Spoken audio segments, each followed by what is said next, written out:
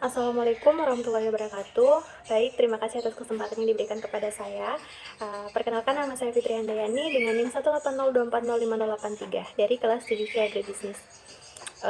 Jadi pada video kali ini saya buat untuk memenuhi tugas ujian akhir semester saya, yaitu mata kuliah Hukum dan Politik Agraria, yang dimana terdapat 8 soal pertanyaan. Baik, langsung saja saya akan menjawab pada soal pertama, yaitu jelaskan definisi politik dan hukum agraria. Definisi politik menurut Aristoteles mengatakan bahwa politik adalah suatu usaha yang ditempuh warga negara untuk mewujudkan kebaikan bersama. Dan definisi hukum agraria menurut Profesor Budi Harsono, hukum agraria ialah keseluruhan kaidah hukum, baik tertulis maupun tidak tertulis, yang mengatur bumi, air, ruang angkasa, dan kekayaan alam yang terkandung di dalamnya. Lanjut pada pertanyaan kedua, yaitu jelaskan perbedaan antara hukum agraria adat dan hukum agraria barat. Hukum agraria adat adalah keseluruhan dari kaidah-kaidah hukum agraria yang bersumber pada hukum adat yang terdapat dalam hukum adat tentang tanah dan air atau bersifat interan. Sedangkan pada hukum agraria barat adalah keseluruhan dari kaidah hukum agraria yang bersumber pada hukum perdata barat, khususnya yang bersumber pada Burgerlijk Wetboek atau BW atau bersifat ekstern, yang memberikan pengaturan bagi sebagian kecil tanah tetapi bernilai tinggi. Selanjutnya pada pertanyaan ketiga, hukum agraria yang dikembangkan pada masa penjajahan difungsikan untuk memenuhi kebutuhan negara penjajah dan memiskinkan rakyat jajahan. Nah, ada 4 ciri pokok politik hukum agraria pada masa kolonial. Sebutkan dan jelaskan keempat ciri pokok tersebut. Yang pertama ada prinsip dominasi, yaitu terwujud dalam kekuasaan golongan penjajah yang minoritas terhadap penduduk pribumi yang mayoritas. Kemudian kedua ada eksploitasi, yaitu kekayaan tanah jajahan untuk kepentingan negara penjajah. Ketiga ada diskriminasi, yaitu dampak pada penjajahan menganggap lebih superior dibandingkan dengan penduduk pribumi. Keempat ada dependensi, yaitu masyarakat jajahan terhadap penjajah. Kemudian lanjut pada pertanyaan keempat, sebutkan dan jelaskan 4 hak-hak atas tanah barat. Yang pertama ada hak eigendom. Dalam pasal 570 Kitab Undang-Undang Hukum Perdata menyebutkan bahwa hak eigendom adalah hak untuk menikmati suatu kebendaan dengan leluasa dan untuk berbuat bebas terhadap kebendaan itu dengan kedaulatan sepenuhnya, asal tidak bertentangan dengan undang-undang atau peraturan umum yang ditetapkan oleh suatu kekuasaan yang berhak menetapkan dan tidak mengganggu hak-hak orang lain. Kesemuanya itu tidak mengurangi akan pencabutan atas kebenda hak itu demi kepentingan umum berdasarkan atas ketentuan undang-undang dan dengan pembayaran ganti rugi. Kemudian kedua, hak erfaj. Hak erfaj menurut pasal 720 KUH Perdata adalah suatu hak kebendaan untuk menikmati sepenuhnya akan kegunaan suatu barang tak bergerak milik orang lain dengan kewajiban akan membayar upeti tahunan kepada si pemilik sebagai pengakuan akan kepemilikannya, baik berupa uang maupun pendapatan lainnya. Kemudian hak obstal. Hak obstal adalah suatu hak kebendaan untuk mempunyai rumah-rumah, bangunan-bangunan dan tanaman di atas tanah milik orang lain. Kemudian hak van Gebruik. Menurut pasal 756 KUH Perdata, recht van Gebruik adalah suatu hak kebendaan dengan mana seseorang diperbolehkan menarik segala hasil dari suatu kebendaan milik orang lain, sehingga seolah-olah dia sendiri pemilik kebendaan itu dan dengan kewajiban memeliharanya. Lanjut pada pertanyaan kelima, yaitu sebutkan dan jelaskan 5 macam hak atas tanah yang Anda ketahui. Yang pertama ada hak milik. Hak milik adalah hak turun-temurun, terkuat dan terpenuh yang dapat dipunyai orang atas tanah.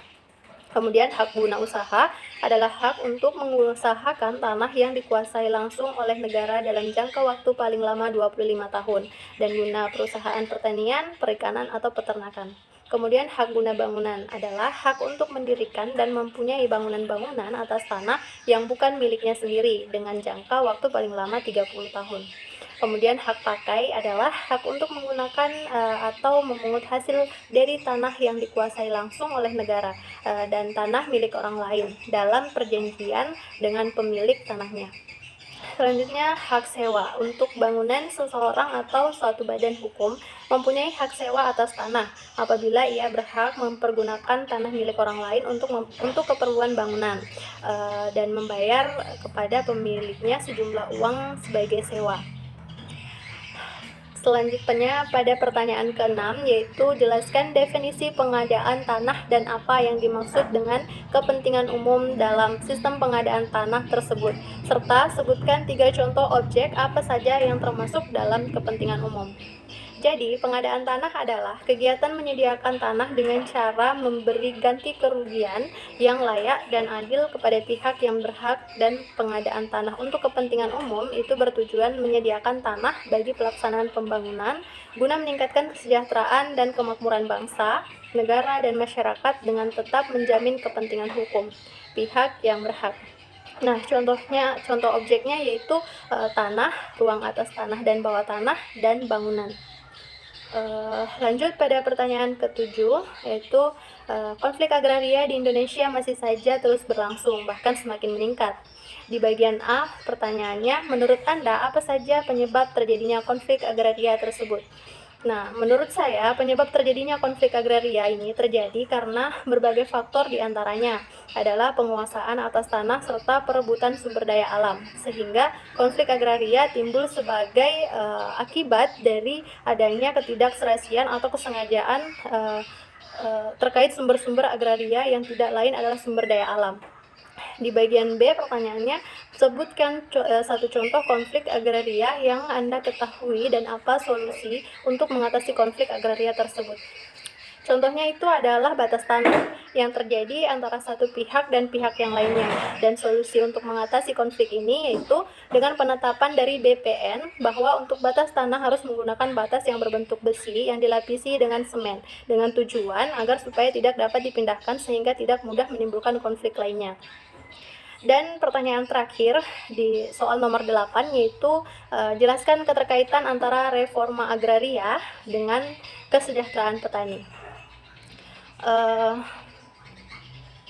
Reforma agraria menjadi satu-satunya solusi untuk mengentaskan kemiskinan. Hal ini dikarenakan reforma agraria merupakan penataan kembali struktur penguasaan kepemilikan tanah yang lebih adil atau restrukturasi dalam hal tanah, penguasaan tanah, dan pemanfaatan penggunaan sumber-sumber agraria yang mana diharapkan mampu menciptakan pemerataan dan keadilan dalam pemilikan tanah, sehingga dapat meningkatkan kesejahteraan petani.